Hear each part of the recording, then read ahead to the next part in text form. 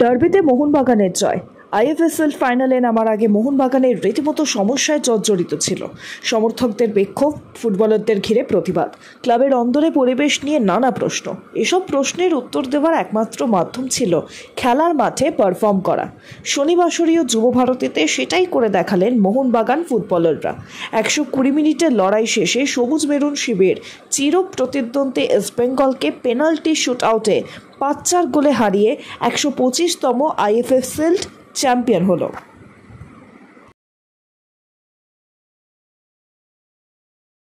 নিশ্চিত চাকরির একমাত্র ঠিকানা Sunshine Institute of Hotel Management. Hotel ও হসপিটালিটি ম্যানেজমেন্ট কোর্স শেষে cruise line, airlines, hotels, hospital সেক্টরে 100% নিশ্চিত চাকরি দেশে এবং বিদেশে। ভর্তি চলছে, আজই যোগাযোগ করুন। আওয়ার ক্যাম্পাস বনগাঁ ও বারাসাত, উত্তর 24 পরগনা, পশ্চিমবঙ্গ। কল 7477850058। বিস্তারিত জানতে লগ অন করুন www.sihmedu.com। বিস্তারিত জানতে